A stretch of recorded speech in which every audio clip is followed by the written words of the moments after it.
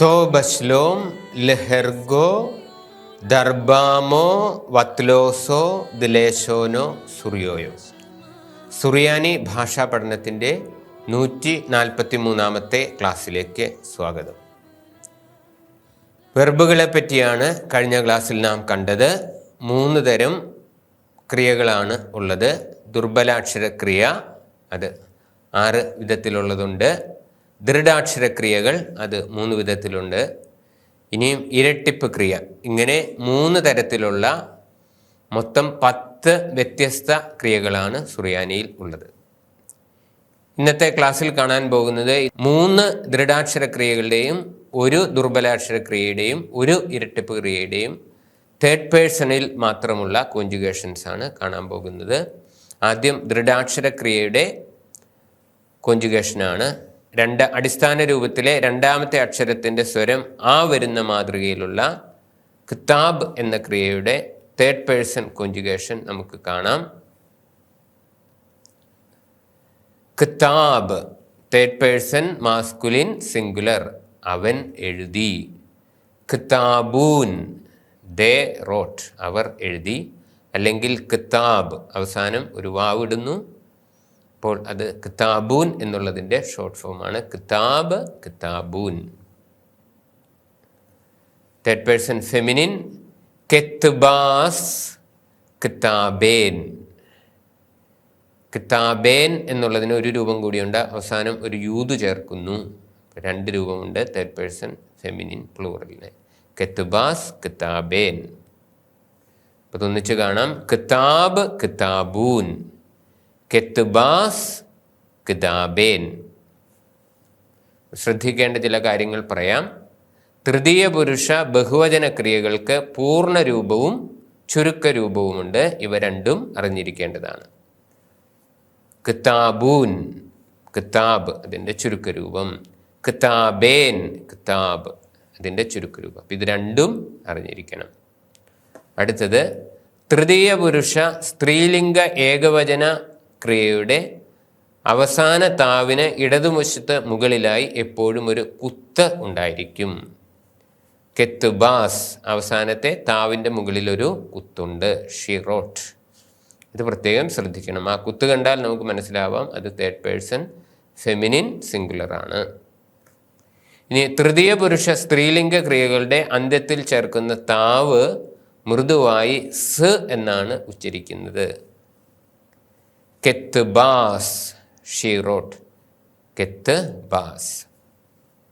ഇനി ശ്രദ്ധിക്കേണ്ട 4ാമത്തെ കാര്യം, സ്ത്രീലിംഗ ബഹുവചന ക്രിയകൾക്ക് ബഹുവചനത്തെ സൂചിപ്പിക്കുന്ന 2 കുത്തുകൾ നിർബന്ധമാണ്. എന്നാൽ പുല്ലിംഗ ബഹുവചന ക്രിയകൾക്ക് കുത്തുകൾ ഇടുന്ന പതിവ് ഇല്ല.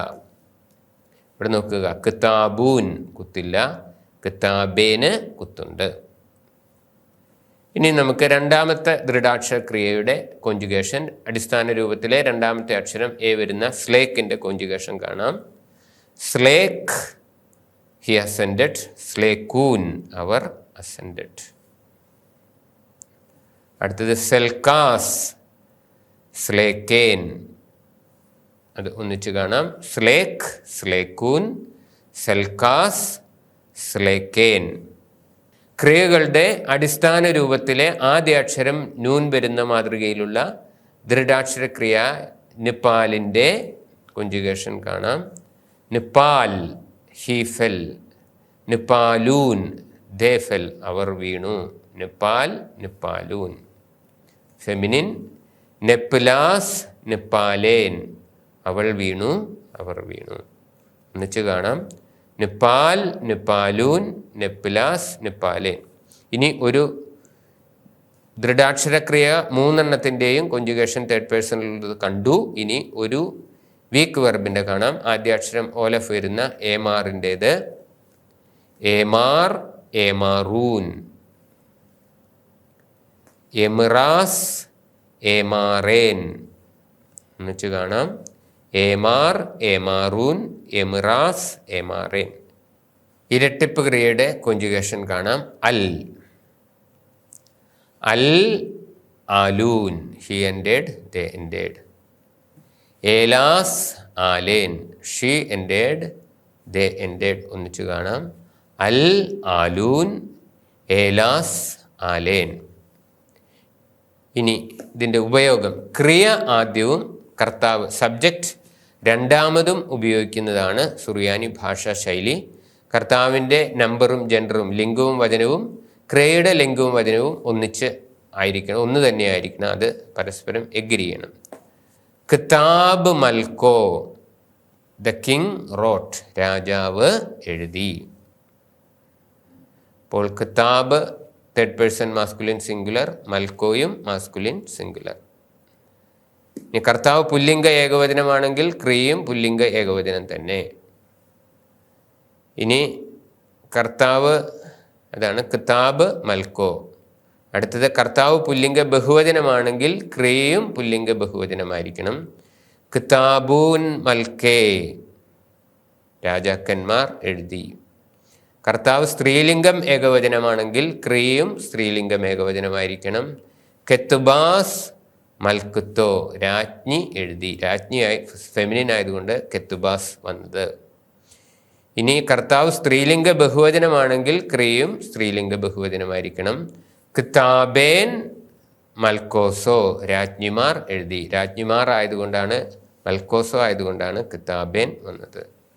ഇനി ഒരു പുല്ലിംഗനാമത്തിനും സ്ത്രീലിംഗനാമത്തിനും പൊതുവായി ഒരു ക്രിയയാണ് ചേർക്കുന്നെങ്കിൽ ആ ക്രിയ പുല്ലിംഗമായിരിക്കണം.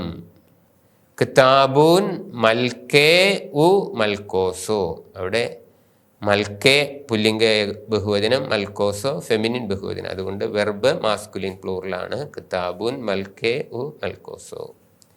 ഇനി നിഷേധാർത്ഥം ലഭിക്കുവാനായി, നെഗേഷൻ കിട്ടുവാനായി ലോ ക്രിയകളുടെ മുമ്പിൽ ചേർക്കുകയാണ് ചെയ്യുന്നത്. ലോ നിപ്പാൽ മൽക്കോ the king did not fall, രാജാവ് വീണില്ല. അല്ലെങ്കിൽ മറ്റൊരു ഉദാഹരണം, ലോ നെഫ്ലാസ് മൽക്സോ, രാജ്ഞി വീണില്ല. The queen did not fall. ഒരു കാര്യം കൂടി കാണാം. ലോമാതിൻ്റെ രണ്ട് ഉപയോഗങ്ങൾ. ഒന്ന് നമ്മൾ നേരത്തെ കണ്ടതാണ്, ടു ഫോർ എന്ന അർത്ഥത്തിൽ ക്രിയയായിട്ട്, അല്ല കേസ് ലെറ്ററായി വിഭക്തിയായിട്ട് ഉപയോഗിക്കുന്നു. സ്ലേക്ക് മൽക്കോ ലുത്തൂറോ, രാജാവ് പർവ്വതത്തിലേക്ക്, ടു എന്നുള്ള അർത്ഥം. അടുത്തത് സകർമ്മക ക്രിയകളുടെ ട്രാൻസിറ്റീവ് വെർബ്സിൻ്റെ കർമ്മത്തെ സൂചിപ്പിക്കുവാനായി കർമ്മത്തിന് മുമ്പിൽ ലോമത് ഓബ്ജക്റ്റ് മാർക്കറായിട്ട് ഉപയോഗിക്കുന്നു. അങ്ങനെ വരുമ്പോൾ ആ ലോമത് ട്രാൻസ്ലേറ്റ് ചെയ്യേണ്ട ആവശ്യമില്ല. ഓബ്ജക്റ്റിനെ കുറിക്കുന്ന ഓബ്ജക്റ്റ് മാർക്കറായി, കർമ്മത്തെ സൂചിപ്പിക്കുന്ന ഒബ്ജക്റ്റ് മാർക്കറായിട്ട് ഉപയോഗിക്കുന്നു. കിതാബ് മൽക്കോ ലക്സോബോ, രാജാവ് പുസ്തകം എഴുതി. അവിടെ എഴുതിയത് എന്താണ്? പുസ്തകം. അതിനെ സൂചിപ്പിക്കാൻ, ആ ഓബ്ജക്റ്റിനെ കാണിക്കുവാൻ കുത്തോബോയുടെ മുമ്പിൽ ലോമത് ചേർത്തിരിക്കുകയാണ്. പിന്നത്തെ ക്ലാസ്സിൽ നമ്മൾ കണ്ട കാര്യങ്ങൾ 5 ക്രിയകളുടെ തേർഡ് പേഴ്സണിലുള്ള രൂപാന്തരം, നിഷേധാർത്ഥം ഉണ്ടാക്കുന്ന രീതി, ലോമാതിൻ്റെ 2 ഉപയോഗങ്ങൾ. തൗദി സാഗി. എല്ലാവർക്കും വളരെയധികം നന്ദി. Thanks a lot.